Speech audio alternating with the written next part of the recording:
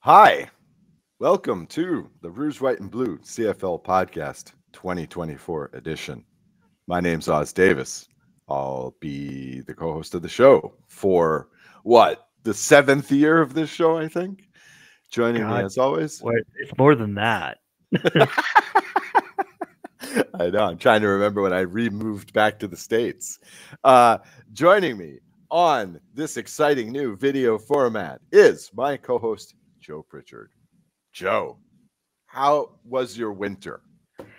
I got a little bit busy. I think you've noticed that there's a new show that I do called the Winnipeg Terminal. The only podcast about Winnipeg sports done by two guys that live in Chippewa Falls, Wisconsin. Because that's how we live. And that got us into Shotgun Sports Network, which is why we are now here with a video format and an audio format. So for those of you that want to see our pretty faces, great. You can find us on YouTube. For those of you that have decided that's a bad idea, I don't blame you one bit. You can still find us at Podbean and all the other wonderful places you could download audio podcasts. Yep, it's part of the evolution of content production. I mean, we've gone from billboards online to, then it was blogs, then it was vlogs, then it went back to podcasting. Now, if you have a podcast, you're obliged to have the video format. So here we go. It's the next step in the evolution of our show and the internet. Yeah, and so far so good. You can see that if you're watching the video, you can see that we have a ticker. We have a beautiful title bar up top. You can see where to follow us on X/Twitter, all that wonderful stuff. But if you've listened to the audio before, you know where to find that too. Mm-hmm. Yeah, where you get your quality podcast, basically. You know, I just call it X-Twitter. Because that's what it is. Good way of calling it, yes. Yeah, that's what it is, right? I mean, it's not Twitter, it's X-Twitter. You want to call it X? Okay, fine. X-Twitter. There you go. All right, but we're not here to talk about social media. We're here to talk about Canadian football, which I have not done in quite some time. No, I think the last show was right after Grey Cup? Right. I'll tell you what, William Stampak was still an Alouette when we last did this podcast. That was a while back. Yeah, let's put it that way. Okay, so, where do you want to start? Should we go backwards? I mean, should you said that you were enjoying the chaos that's going on lately. Well, I mean, enjoying might not be the right word, but we definitely have things to talk about. I mean, we could talk about Chad Kelly and his activities, not so great over the past season, which caused a lawsuit, an investigation, a suspension, then showing up on day one of training camp, like a day after the suspension was announced, and it not being a good look, and Toronto basically finding every which way they could of embarrassing themselves throughout the whole process. I mean, we could talk about that. Okay. I was actually, As people can already tell, we did a lot of planning going into this episode. I had framed this as just looking at the offseason in terms of winners and losers. And I'll tell you what, there was no bigger loser this offseason than the Toronto Argonauts in just all respects, but particularly in terms of the roster. I mean, these guys were picked apart. Maybe as though they just had a historical regular season. I mean, I have a list here of players that they lost, but of course, it begins with the quarterback and Chad Kelly, especially in the CFL where the quarterback is so important.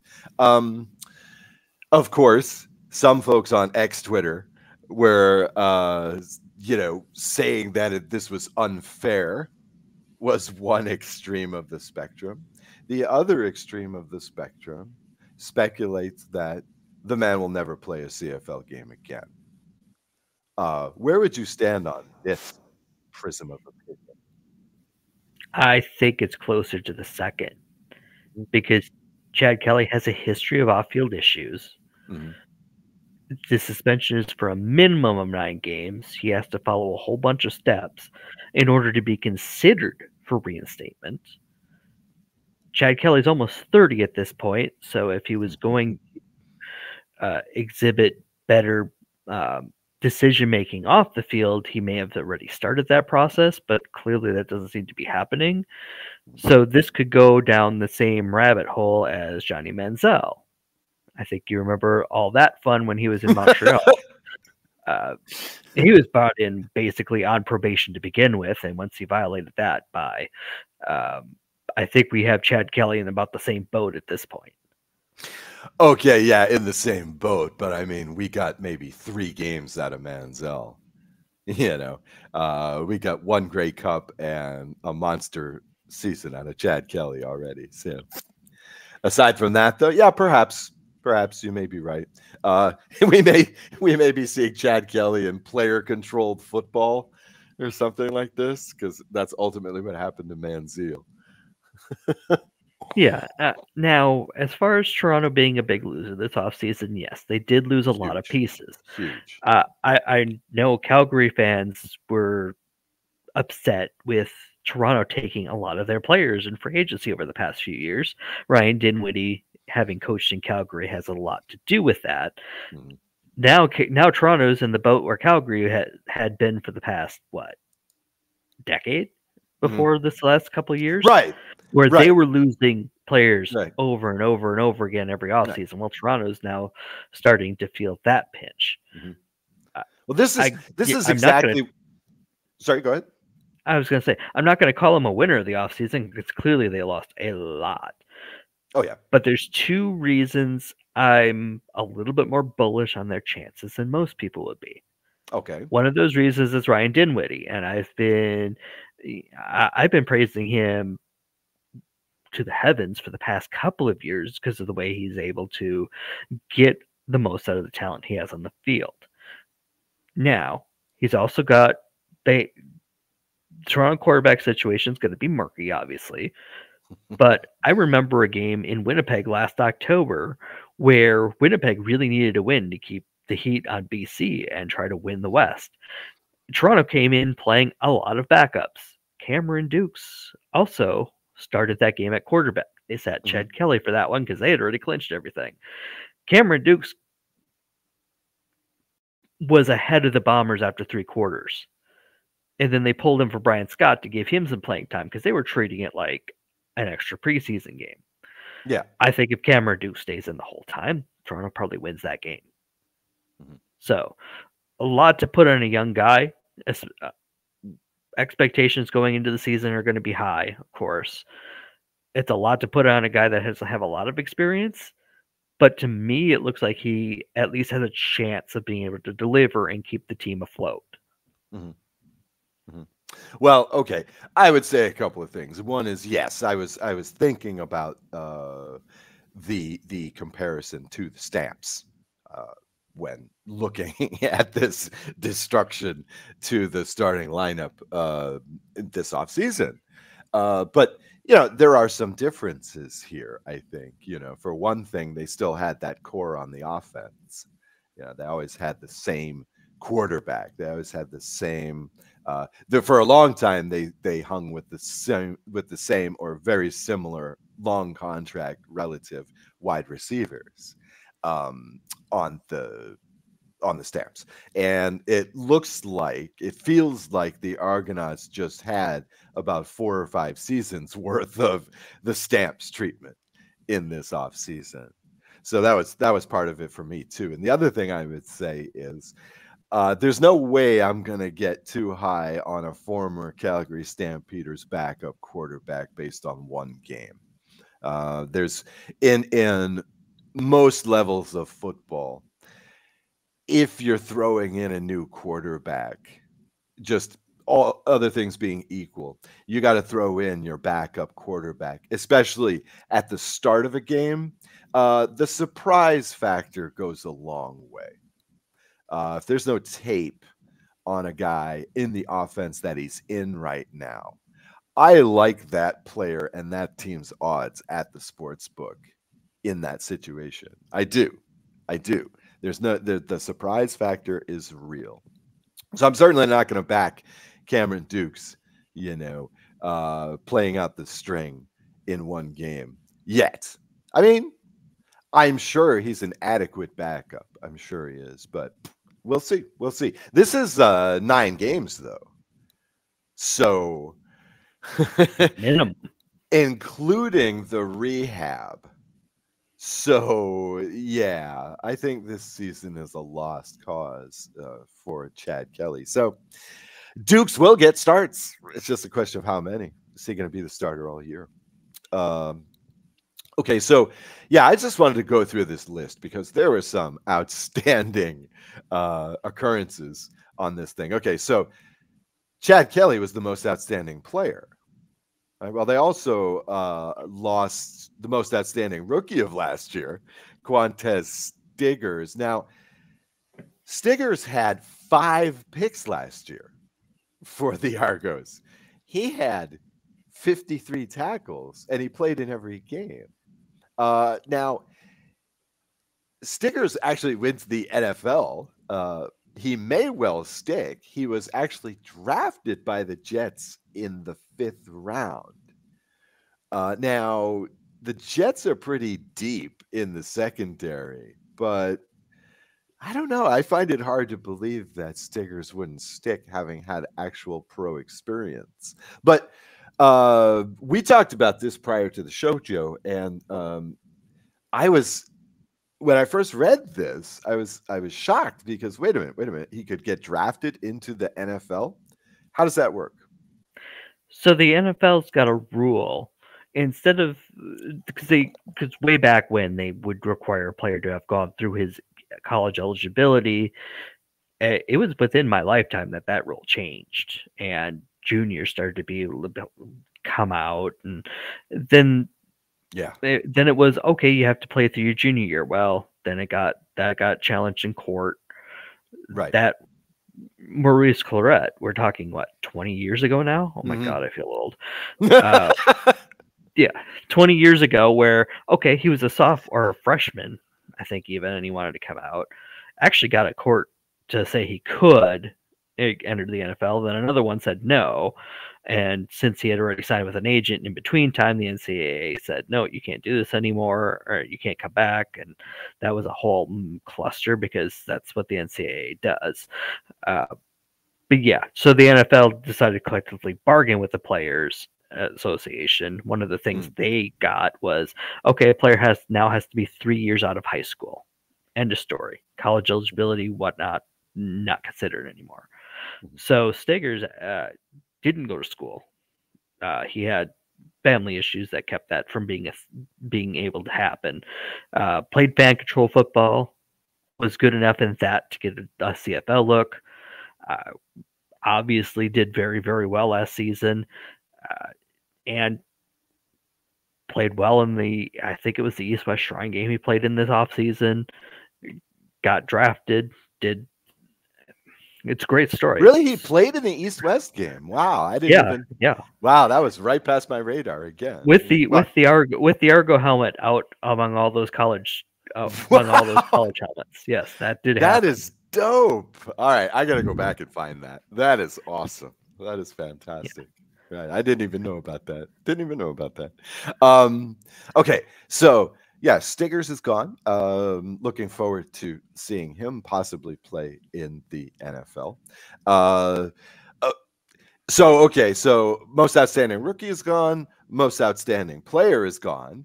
One of the most outstanding fantasy players, AJ Ouellette, who was just about my only viable player last season, towards the end of the season, is gone.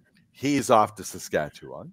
The defense loses Dwayne Hendricks and Brandon Barlow off the line, and both of those guys were making that Argos pass rush pretty scary last season.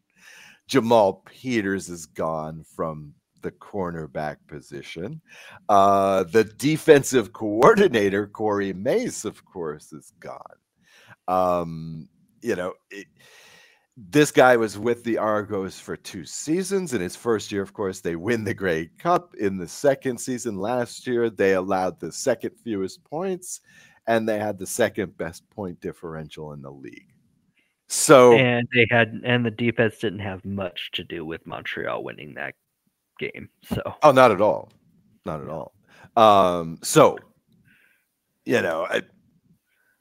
I to me, this is a big hit. This is Toronto by far had the biggest shakeup. Well, the biggest undesired shakeup, let's say.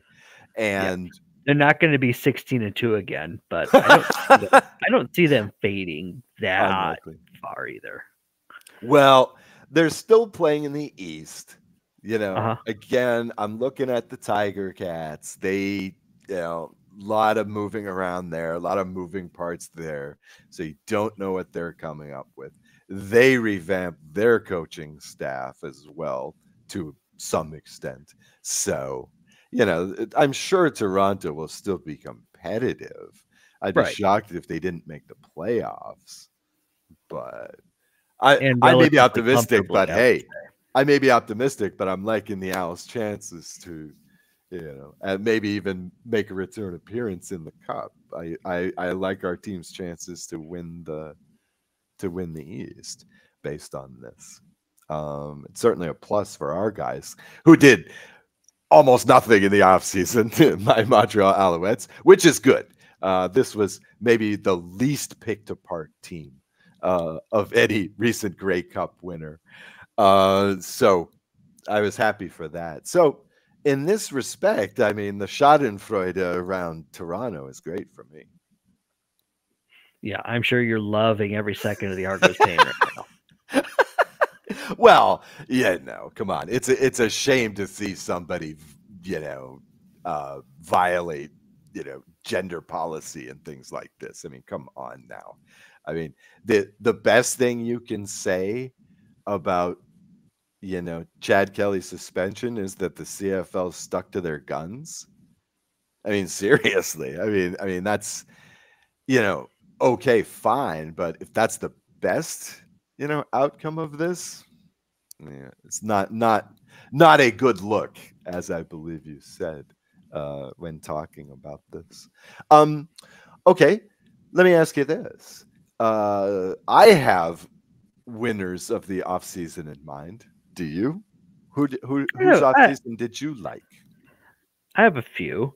Okay. I mean, Montreal didn't get picked apart that much. They did lose Austin Mack. They did lose Sean Lemon. That's another story for another time. Right. But I can't. And we lost Stanback, but he was already showing signs of him not being the same guy as he had been. He's been torn apart by injuries the past couple of years, so you can't blame him for that. Yeah. I mean, it was a few losses, but when the team was as hot as it was in the second half of the season, you're not gonna keep that level of heat for over an off season. But at the same time, really good building blocks for this year. Mm-hmm. Mm-hmm. Yeah, I still like the core in Montreal. It is too bad to see Stanback go, but especially after he had that first quarter touchdown in the Grey Cup. That's the kind of thing where it's like, yeah, all right, this guy's an Alouette, stick around. But he the Alouettes actually released him in January.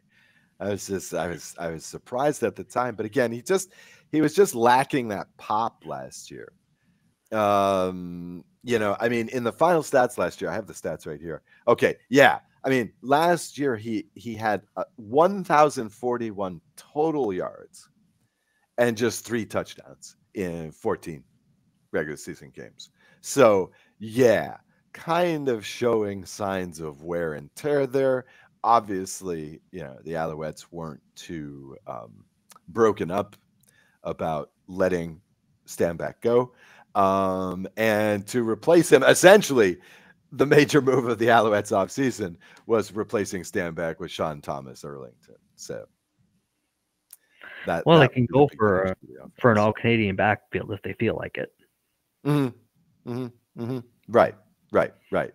Which would be nice. That will help with the ratio. Yeah. So again, I am basically happy with my Alouettes standing pat. Reasonable offseason, at least not a net negative. And again, I like playing against this East. Again, that will give us a few wins. I mean, again, last year, of course, we won every game against Hamilton, won every game against Ottawa. So I don't see that changing too much. I would be surprised if we went undefeated against those two teams again, but who knows? No, but to be competitive, you've got to win all but one of those games at the very least. Okay. But on the other hand, we dropped every regular season game to Toronto last year. So did most teams. So I don't think you have. Right, but most half the teams don't play in the East, so it would be nice to win a couple of those games next year for the Owls. But of course, this is still, I guess, the preseason games start in like 4 days after they do. This. So I'm going to sit back on Monday, stick my feet up, and celebrate my 41st birthday watching my Bombers. I'll take it. Okay. Great. Yeah. Might have ignored it otherwise, but even if it's not real, it's real to me. Damn it. Okay. All right. Let me ask you this one then. I'll ask you for some more winners in a minute, but here's one that's here's your Schrodinger's team for the season, right? We often see this in the CFL where at least one team does a complete makeover. And of course, this has been happening in the NFL recently as well. Sometimes these teams really clean the slate and they go with a bunch of new guys, okay, X factors, if you will.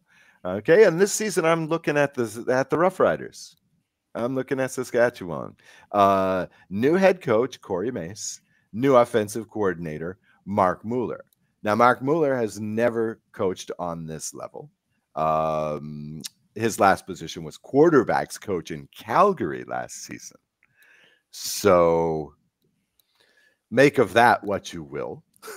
And then here's Corey Mace. Now, Corey Mace is only he's only about 12 years removed from actually playing football. So, sure, but he's rising up the coaching ranks. Right. Yeah. Oh no, I don't necessarily mean that as a negative, right? I mean, we see this, like I say, we've seen this in the NFL recently too. A guy like Dan Campbell, who's only around 10 years removed from playing, can really bring a new look to a team, can really, relate to the players a little bit better. So I'm not saying that's necessarily a negative. I like the young energy, right? You tend to have to be young to win a Super Bowl, to win a Grey Cup. And so I have no problems with this at all. Same thing with Mark Mueller. I mean, Mark Mueller is not that far removed either from the game. So, and also, a lot of roster shakeups. I like some of the ads that the Riders made. I talked about OLED. They brought on Jamarcus Hendrick from the Bombers, from your guys. I mean, he was an All-Pro last year off the offensive line. Jameer Thurman came over from Calgary on the defensive line. In linebackers. So I don't know. I mean, again, to me, this is a Schrodinger's team. This could go really great. This could go really badly. There's could be a lot of good feelings, a lot of energy. Maybe the fans will come back to the stadium every game. What would you guess? What would you guess? Yeah, I can't see the changes as anything but positive for the Riders. Because they've had an atmosphere over the past couple of seasons where it seemed like the coach didn't have complete control of his team. Right. And they would be competitive, and then they would hit a wall around Labor Day or slightly after it and just crash. It's like once the players started tuning out the coach, and it happened back-to-back seasons, it was over. The team was always less than the sum of its parts. They had way more talent than a 6-12 team should have. Mm-hmm. And they couldn't put it together. Corey Mace is going to get a chance to put it together. There's some new faces in there, new leadership in the locker room. It can't help but help. Mm-hmm. And they still got Trevor Harris to be quarterback. They've got to sort out the backup quarterback position because Trevor Harris isn't getting any younger. But if Harris was healthy last year, they should have been 9-9 regardless of even that coaching staff. But you give Harris a good coaching staff, and he's got a bunch of talented receivers too. Mm-hmm. They could challenge. I don't think they win the West, but they're in the conversation in late November or late October. Mm-hmm. Mm-hmm. Yeah, I wonder. I am fully expecting two things in the big picture. I think that at the beginning of the season, the Riders are going to come out. They're going to do the Rider thing of the past few seasons. They're going to be something like 4-2. Right? They're going to start off really, really hot. I also think that by the end of the season, these guys are going to be the hellish team in CFL Pick'em. I think they're going to be winning the games they're not supposed to win and losing the games they're not supposed to lose. Just so the way they were for the past couple of seasons before the last few. Right. Right. But I do think also in the end that this will be a net positive. Just right now from this viewpoint, I would say maybe a 10-8, maybe a 9-9. Yeah. And depending on good old Hamilton, I mean, this could be a crossover team. I don't think even that. I think they're better than that. They're third in the West conservatively. Well, yeah. I mean, again, the woeful state of the Calgary Stampeders lost probably more than they gained, brought aboard Matthew Schultz, brought aboard defensive back to Mario Houston. That's about it. More bad news for the Stamps? They play in the West. It's bad enough. They didn't upgrade. Okay. They didn't really upgrade. And they made the playoffs by the skin of their teeth by a really nice late season effort when Saskatchewan laid down. Yeah. They didn't belong in the playoffs. It was clear as day. But I don't see an improvement, and I don't see Saskatchewan going 3 years in a row with a collapse after Labor Day. Mm-hmm. Edmonton's better now too. It's gonna be really hard for Calgary to even get to 6 wins this year. I don't see it. I don't see where it comes from.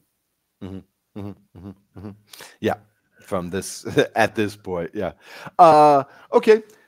Who else did you like in this offseason? I think Edmonton did a really good job of Okay. stabilizing themselves. Mm-hmm.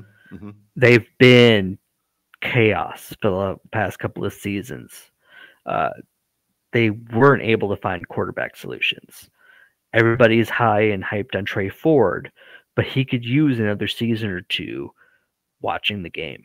And I hate to say it because he's an exciting player to watch. Wow, really? He just Wow. Okay. All right. watch the successful franchises, though. They will have a quarterback sit for a year, a 2, or 3, especially the team down the road from me in Green Bay, where they'll go get a quarterback to nurture and to develop before they need to replace the one they have. Teams that go for stopgap solutions or are just trying to plug in any warm body don't give their quarterbacks time to learn the game. Don't at the pro level, especially, that's vital. Ford did okay, like you mentioned, when he was fresh, when people hadn't seen him much. Once Right. teams got tape on him, it was easier to figure him out and defend him. Giving him a season or maybe 2, we'll see, behind McLeod, Bethel, Thompson, gets a established quarterback in the quarterback room for Ford to learn from, to see what a successful quarterback needs to do to be successful. And then after that, we'll see. He'll either have developed to the point where he could take over the reins or his time will be up. But now Edmonton doesn't have to look over their shoulder every week and go, okay, who's next? Who's the quarterback? We do have some talent here that would like to get the ball, but we don't know who's throwing it to them.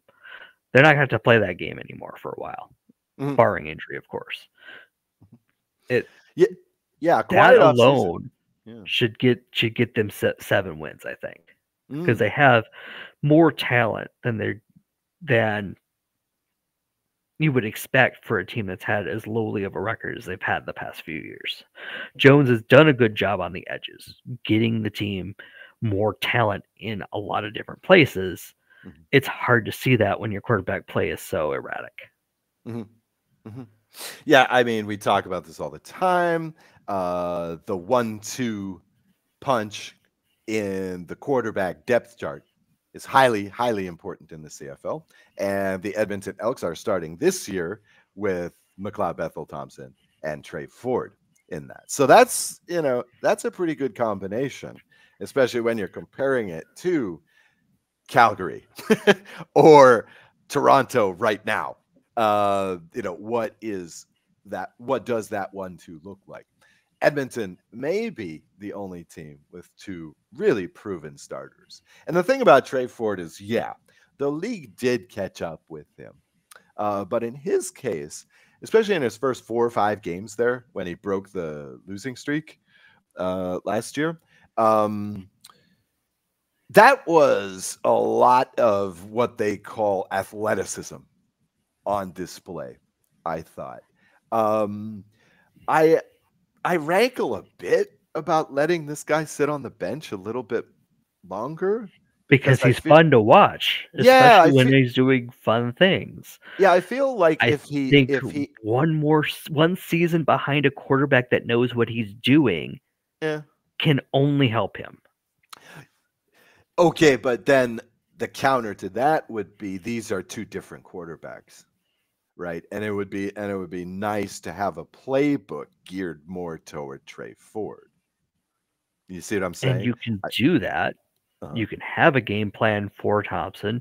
You can have a second game plan kind of in the back of your mind in case, hey, Ford's got to come in. This is what we'll switch to. Right. Maybe like even a script of 20 plays that are like, okay, these are the Ford plays. And bring him in for a series or 2 once in a while. Have him be your third short yardage back. Sure, use him when it works, and then let him see the game in the quarterback meeting room through the eyes of a guy that's been successful. and let him learn that. You marry that knowledge with his athleticism. If it can transfer, if it transfers well, and he's a lot better than what we've seen so far over the long haul. Mm-hmm. Mm-hmm. Well, I mean, Trey Ford will play, right? I mean, come on, this is the CFL, right? If that line is 3.5 games over under games started by Trey Ford, you're going to take the over. I mean, this is the CFL. But and on top of this, last season, I think at one point in the offseason, the Elks had 6 quarterbacks signed. They're trying to juggle between these 6. Chris Jones trying to figure out which of these guys he's going to play. And ultimately, the wheel landed on Ford due to injuries and whatnot. And you saw him hesitate to put Ford in until it was clear Cornelius couldn't do it. That was a signal to me once I took a step back from play him because it's nothing else working. Once I took a step back from that, I went, okay, I could see why Jones was so hesitant. Maybe the pro game could have used a little bit more time to sink in before, okay, let's see what you could do. Mm-hmm. Because you see it all the time. The NFL, the CFL, you throw a guy in his first season, sometimes it works. Mm-hmm. But over the long haul, the guys that sit and watch for a year or two do so much better. Oh, yeah. If you have that luxury, yeah, sure. That's awesome. I mean, the fact that Kansas City could sit Pat Mahomes his entire first season is ridiculous. I mean, if you have that luxury, yeah, great. But again, like, this is the CFL. Not only do you need that one quarterback, you need 2 quarterbacks, 2 viable quarterbacks. Sure, but now you're not putting the entire weight of the franchise on his shoulders. Right. And, we knew last year was going to be a trash season for Edmonton. Didn't think it was going to be that bad, but especially that first half. Whew.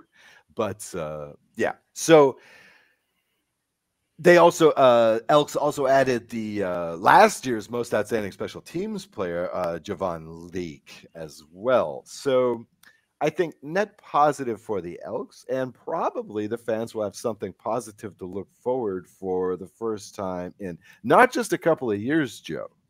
This team has been in the dumps since COVID.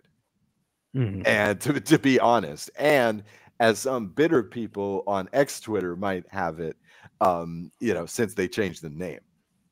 So it's been a minute for the Elks to be competitive. I'm looking forward to their chances in 2024, hoping that they're going to make a game of it this season.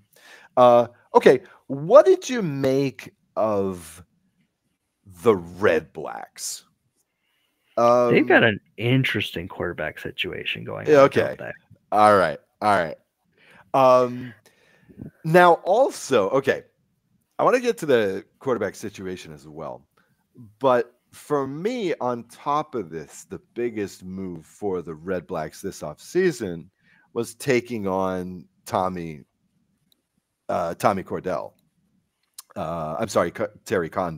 as the offensive coordinator.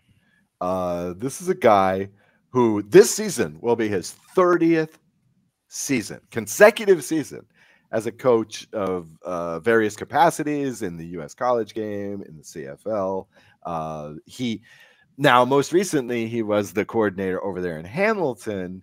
And it should be said that last season, Hamilton had a minus 53 point differential, had the lowest scoring team in the East, and was one of the lowest scoring teams in the league. So, given that we're playing grab bag at quarterback, and you have this massively veteran offensive coordinator, how do you see this shaking out? You never want to say it can't get any worse. But when you're in that position, though, chances are it's going to get better, right? Because you're pretty low on the totem pole if you're saying things like that. 2 things I want to make mention of: A, the coaching experience Condell brings, even with, I know Hamilton fans weren't in love with him by the end, but Yeah. he's a step up from what was going on last year in Ottawa. They've also brought in Drew Brown, who got 2 years to sit behind Zach Collaros, be in the room. Actually, 2 and even like late 2021, I want to say. 2 and a bit. Yeah. 2 and a bit. Mm-hmm. So there was some time and a little bit of time to show what he could do on the field. So we know he's capable. Mm-hmm. So Drew Brown's there. Tyree Adams is there. He got a short time as the starter last year before he got hurt, and he was looking pretty decent too. Dustin Crum, who started the majority of the games last season after starting the season, third string? And you've also got Jeremiah Mazzoli around. So you got some options there, and you're probably not keeping all 4. So it almost begs the question, it's like, what do you do with Mazzoli? And they can either keep him around because he's played under Condell quite a bit. You don't trade for Drew Brown to put him on the bench, so Brown's probably going to be the starter.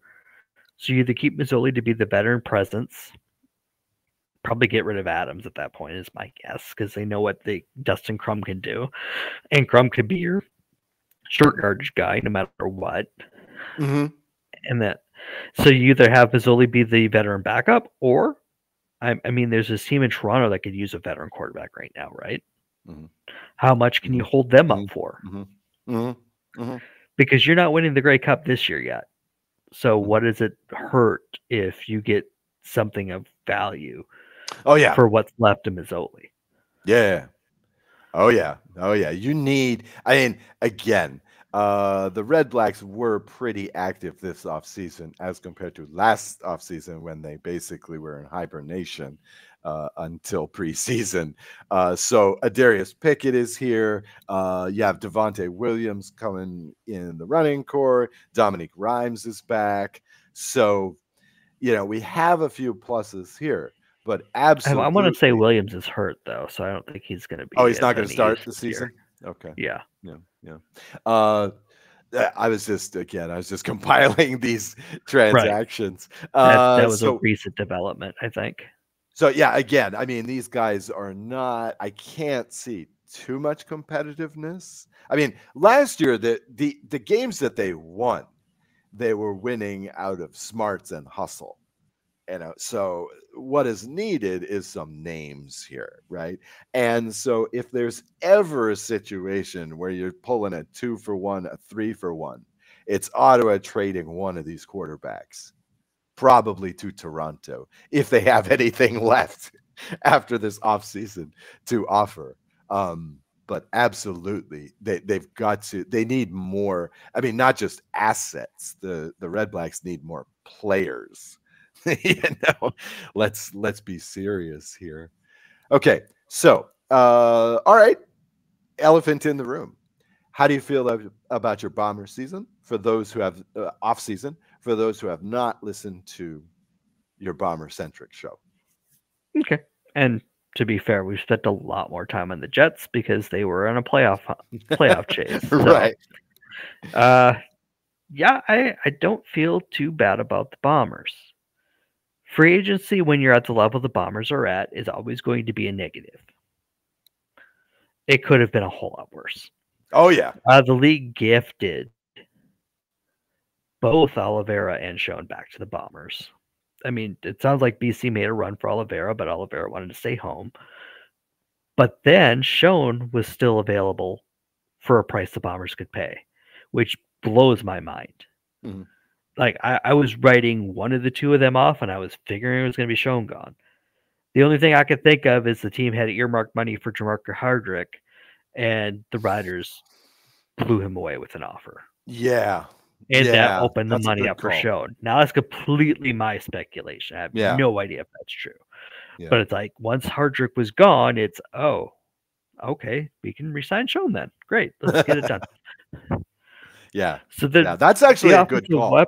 The offensive weapons are such that the Bombers could release Ravi Alston in the first wave of cuts earlier today, Mhm. and Alston had a few chances at the regular roster over the past year or so. Mhm. So if you're letting a talent like that go in the first wave of cuts, that means you've got more in front of that.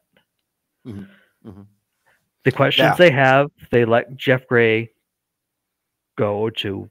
I don't think Jeff Gray signed anywhere, honestly. Let Jeff Gray go, so left guard is an issue. Just today, they put Adam Big Hill on the 6th game, so that's not a great sign for that, for him contributing much in the early stages anyway. Mhm. But really, they didn't, and they did lose Jackson Jeffcoat, although they feel pretty confident in Haba stepping up and taking his spot. Yeah, Jeff Goat is Right, right, another sell high situation. yeah, So and like stand back. right tackle's going to be an issue now. Uh-huh. But if they can solve that problem, and their American scouting is usually pretty spot on,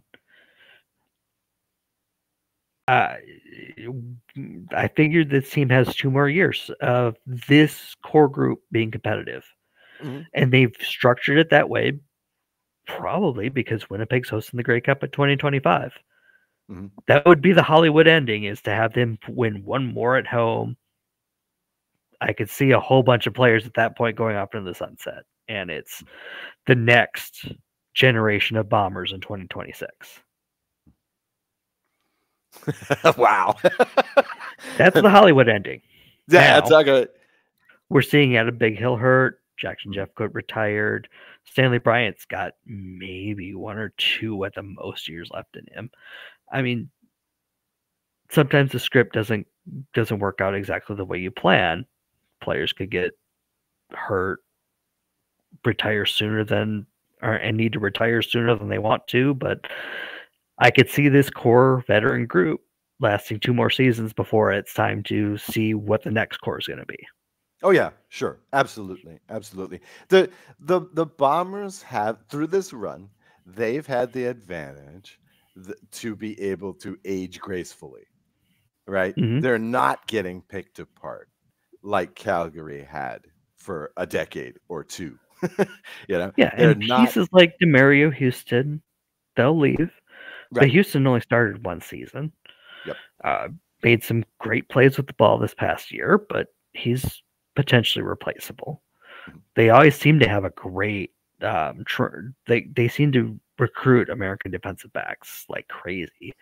So finding another replacement, maybe not at the same level, but at least not leaving a giant hole there, is always going to help. And I have to say, I also love the Bombers' quarterback situation, Yeah. because you have Claros, obviously the starter, Struggler's obviously the number 2, Mhm. and the short yardage guy. So you don't have to waste the 3rd spot on a short yardage guy like they did with Dakota Prukop last year. And waste is a little bit of a stretch there. Prukop is decent at both a backup quarterback and the short yardage role. But when you have Strevler being the clear number 2, you can use that number 3 spot to invest in your future. Find a Right. guy that you like to be the number 3 for this year and next, and earmark him to be the starter in 2026. Mhm. Now, if the development doesn't go well, you can still go out in the free agent market. Mhm. But you've got 2 years now to see if you can find the next guy. Mhm. Yeah, I feel like on this run, the best moves that the Bombers tend to make in the offseason are the re-signings. I mean, right here on the top of my list here is Oliveira, Shun, and Willie Jefferson. Mm-hmm. Right, these are their re-signings. Right, these were the best moves they made in the offseason. So again, this run has seen some really admirable continuity on the part of the Bombers, and again. It's going to be luck. Whether you get that Hollywood ending or not, it's all going to be down to bounces of the ball, right? Because these guys clearly are sticking around. Your key players are sticking around. Caleros is going to retire a Bomber. Yeah. I mean, that's pretty clear. This team is a blocked field goal and 12 seconds last year away from 4 in a row. So they clearly got something going right. We had you last year. Yes. Honestly, the Bombers being ahead in the score for most of that game wasn't really a true reflection of how the momentum was going. But No, no, no, they were no. that close. They were in the game in the final minute for the last 2 seasons and had won the Yeah. previous 2. So they're clearly doing something right. Oh yeah. Oh yeah. Oh yeah. And I didn't even mention this. The entire management structure stayed together. Yep. There were rumors at the end of last season that either Walters was going to go, and either Ted Gavay or Danny McManus was going to be the general manager, and nobody plucked Walters away. Mm-hmm. Like, how and why? But thank you, God. Yeah, again, it's all about the re-signings. It's all about the re-signings in Winnipeg. It's all about continuity right now. So good for them. Okay, possibly the main competitors out there in the West, BC Lions, lost Matthew Betts, who's going to go play in Detroit, who everybody seems to want to play for these days. He's gone. Talk about turning your franchise around on a head. Yeah. Like, my God, the Lions have been a dumpster fire for like 50 years, and now all of a sudden they're good. It's like, it's kind of jarring. Yeah. Don't want to get off on a tangent. And I mean the Detroit version, not the BC version. The BC version, far more accomplished over the past 50 years. Let's just say that. Yeah, I didn't see too much from BC in the offseason. I did notice this recently, not so much about the Lions anymore, but Nathan Rourke is now with the New York Giants. He closed out last season with the Patriots. I thought he was going to get into some games there because Bill Belichick will start a freak quarterback once in a while, see Doug Flutie. But nope, didn't get a start. Prior to that, of course, he had been with Jacksonville. No moving there. No moving up in the order there. So I don't know. The Giants could be pretty pitiful this year. So maybe we'll get to see Nathan Rourke actually play in a game that matters this season. However, back to the Lions. What do you think? The Lions also going with a lot of continuity. Do you expect them to challenge for the West this season? Oh, yeah. I think the West is a 3-team race. I think the Riders fade out first, really? Okay. but only by they're only out of it in late October finally. And I think the Bombers and Lions go down to the wire like they did last season. And by out of it, I mean the Riders will be like 10-8, and the Bombers and Lions will be at 12-13. Yeah. Okay. Doesn't bode too well for Edmonton then. I mean, I'm sure you have Calgary in 5th. So where do you have Edmonton? 8-10, 7-11? Around there. And depending on how Hamilton does, who knows? I'm not counting Edmonton out of a playoff spot. I just don't think they're getting it in the West. Okay. Let's see. So I guess the biggest news of the week this week. We didn't even really talk about Hamilton, did we? Do we have to? I mean, Bo's already hurt, so Taylor Powell's extended through 2025. So, I mean, both of those things tell me it's Taylor Powell's team at this point. Yeah. Well, I mean, okay, this is the thing, right? I have the.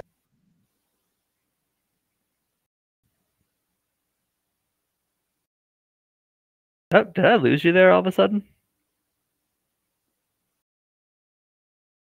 Oh, I see you. Your mic got muted.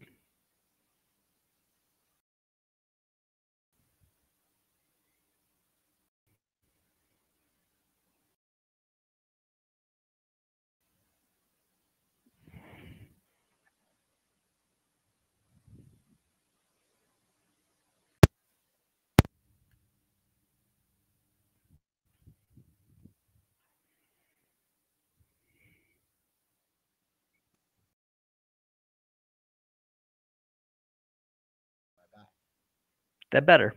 This. All right. Yeah, I was.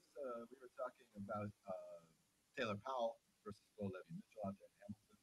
I have the TSN clip, the reportage of this right here in front of me. It says the Hamilton Ticats extended quarterback Taylor Powell to the 2025 season, signaling that he may be the true successor to Bo Levy Mitchell. Mitchell, who is still recovering from an injury that ended his 2023 season, could still be absent to start the year, or even, my emphasis, be replaced by Powell. But you like Powell as the starter. Yeah, he didn't do too badly last year, especially getting thrown in like he was. He's had the offseason to prepare to be a starter if that situation comes up again where he's in that spot. And well, look, I mean, Bo's in a walking boot on the first day of training camp. What does that tell you? Right, right. The tone of voice there was not to question your take. It's to question the possibility that Bo Levy Mitchell is really being thought of as the starter. Really? I mean, It's been a while I since he's been able to have success in the league, and it's just sad yeah. that injuries have taken it away from him. But at this point, it's really hard to see that changing at any point. Wow. Yeah. See, I was shocked. I mean, I read this first part about Powell, and I'm like, okay, yeah, all right. So they know who their starter is. But then, there's this noise about Bo Levy Mitchell. As soon as he's ready, he'll be the starter. It's like, really, wow. I mean, honestly, to be honest, I thought he was done. I mean, really, I thought he was done. I Yeah, thought he thought he was done. If you remember, in right, November, right? right, right. So I don't know. Jeez. I mean, again, talk about over under for starts, 3.5. Bo Levy, I'm saying under. I'm not sure that we'll see this guy again. I think that Hamilton fans should really get used to the idea of Taylor Powell, Hmm. to be honest. Simone Lawrence retired from the team. Jamal Peters came over in the secondary from Toronto, so I like that. Tim White comes back on a 2-year deal. So yeah, I was thinking about this yesterday, and I have the horrible feeling that I'm gonna pick the Tiger Cats to be in the Grey Cup this season. I'm going to take a closer look at this roster here in the preseason, but before I'm willing to commit to that, but I am afraid of that. Yeah, I did want to talk about this retirement about Lemon, but I also wanted to mention the true winner of this offseason. Do you know where I'm going with this, Joe? Nope. Be interested to see where you're going. Okay, so the true winner for me in the offseason, and this just came out a couple of weeks ago, is a certain group of fans. Now, of course, on this show, like I think any CFL podcast, we slag off the league once in a while. We criticize the league once in a while. We like to call balls and strikes from the U.S. here on the Rouge, White, and Blue. But, okay, for me, and for those of us like Greg James living abroad, we really appreciate the fact that the CFL has not only made these games available online, but now this season, according to the ex Twitter account CFL News, new this season, every game carried on CFL Plus will be available on demand for 48 hours with full DVR functionality. There is a meme online with Steve Carell from The Office where he is sitting there in the boardroom and suddenly he throws his hands down on the table and says, "Thank you." Imagine that meme, CFL. Thank you. Thank you for this. Last season was a purgatory of sleepless nights watching the CFL at 2 in the morning. So again, those of us living abroad, those of us North American expats who need our CFL, we appreciate this move. I nominate expat fans as the winners of this 2024 offseason. Or even those of us with families that now can say, okay, Saturday night at 6 o'clock, it's Ottawa and Calgary. Maybe I'll catch that one tomorrow morning before everybody's up. Right. Right. I know I'm going to lose my pick 'em anyway. So, all right.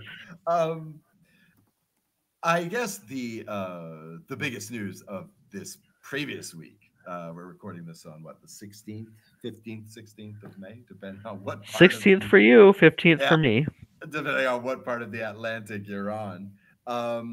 Earlier this week, Sean Lemon announced his retirement, and I Oh no, have he announced his retirement way back when, and then the league decided. Then the league found him guilty of gambling on a game in 2021, which means, and then Lemon appealed the suspension and seemingly has unretired. he has. He's in camp. Oh wow! He's appealing his Right. suspension and he's in camp. Or he's in camp, yes. Okay. Wow. All right. Fantastic. He's back in my camp, I presume. All right. I didn't Yes. even know this. I didn't even know this. I Which leads to the question of is he only in camp so he can appeal the suspension? Because the league had suspended him indefinitely for gambling on CFL games, including one he played in 2021. okay. Given that he was retired, the league could have just left it at that. Except now, and I would have to guess, this is me just extrapolating data from he's doing this, so why? He's in camp now, appealing the suspension. This could be to help the PA be able to set standards with the league on what a gambling suspension would look like. Because this is the first one, I believe, for a player that's gambled on a CFL game In CFL. in right. recent memory. Right. Well, yeah, since this wave of legalization is sweeping Canada and the US. Right. Mm-hmm. Basically, we need to set those standards. There have been players in the NFL who have been suspended for life. There are players in the NFL who have been suspended for a full season.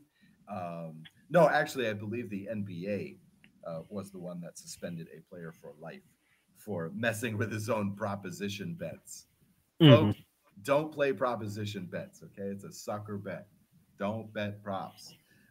So yeah, that's a really good point. That's a really good point. This will be about, even if whether that's Lemon's intention or not. Yes, the PA will be able to set the standard for what to do in this situation. I don't know. Just from these facts, I find it hard to believe that Lemon would get off. I find it hard to believe that this suspension is going to be overturned. I mean, what's No, quite frankly, if they have the goods on him and if right, and they suspended him, so I'd imagine they do, he's definitely screwed. Right. And a lifetime ban would not be out of the question, given he's bet on a game he was involved in. That's, if we want to take this to the baseball world, that's what got Pete Rose screwed over, right? Oh yeah. Well, and he the bet on games. Right? I mean, that too. But we've established over the past 5 years now that gambling on your own games is not okay. Even listening to a gambler and not reporting it to the league has gotten players banned for life. The CFL actually got a few, or pre-CFL even, got a few players from the New York Giants who listened to gamblers about the 1946 title game. Those players never played in the NFL again because they didn't report it. They went to Canada. Oh yeah, I mean, they even back in, I think it had to have been the 70s. Major League Baseball tried to suspend Mickey Mantle and Willie Mays from all Major League Baseball related activities because they were doing, back in those days, you did promotional stuff for casinos in Las Vegas, totally legal. But, Major League Baseball wanted no part of this. Now, one thing that people have to realize is we take it for granted that these sports leagues have commissioners. Okay. Well, the only reason why league commissioners exist is because of gambling. This is the primary reason for the sort of league structures that we have in all North American sports now.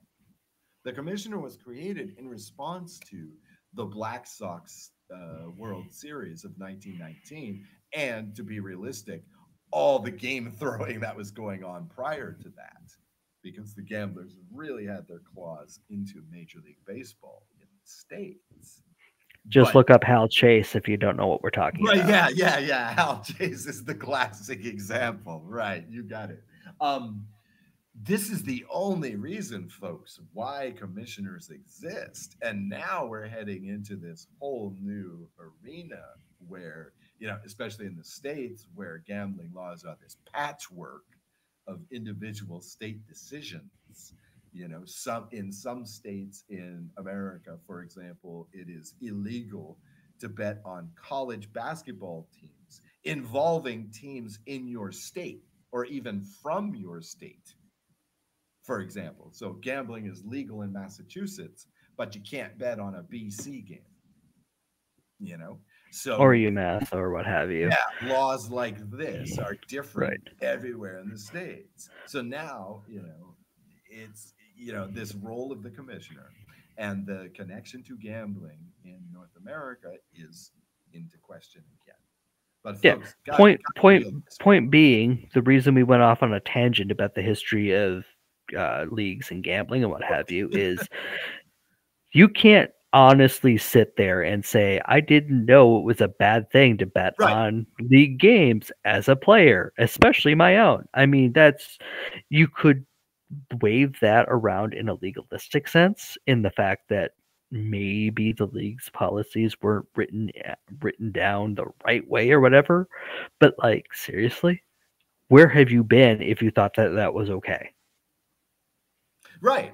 I mean, I say this so many times. Look, it doesn't matter if you were on injured reserve and you were betting on a completely different team. It doesn't matter, dude. Just don't do it. People complaining about Pete Rose not being allowed in the Hall of Fame because he wasn't betting on his own team. Come on now. It's like that meme. You had one job. Okay, there is one rule. Don't bet on games. Jesus, in Major League Baseball, they were willing to look the other way on steroids for 20 years. Come on now. All you have to do is not gamble. That's it. That's all. Wait till you retire. So, and I gamble on your sport. You could do anything else, you dang well, please. Right. Now, so this Lemon retirement story, was released on April 10th. All right. Is Lemon, effectively, he is retired, right? He doesn't really think he's going to beat this, right? He's going through the motions, right? I can't imagine. He's sitting there going, I'm going to be playing. Right. But who knows? I can't speak for him. Right.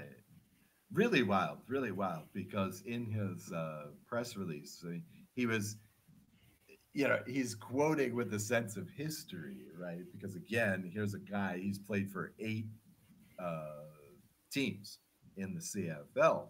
And he said that me as a player, not having signed with Hamilton, but winning a Grey Cup in the home locker room, for Sean, this was a big sense of history for him. So I like that. I like that quote from the retirement. Now, his whole legacy is kind of bizarre because of this thing. Of course, I don't think anybody will remember this sort of scandal. So, wow. You would be surprised. I'm sorry I missed that. I got to say, being on the other side of the Atlantic does have some disadvantages. Did not catch that bit of news. Okay, well, for me, that puts a bow on it. Do you have any other topics? You had any other surprising headlines that I am ignorant of? No, I mean, like today was a big day, but I think we caught it all. Okay, great, great. Hey, this is our first show in the new format, the Rouge, White, and Blue. We are now back for the 2024 season. I'll log it off here. My name's Oz Davis. For my co-host Joe Pritchard, you have been watching, you have been listening to the Rouge, White, and Blue CFL podcast.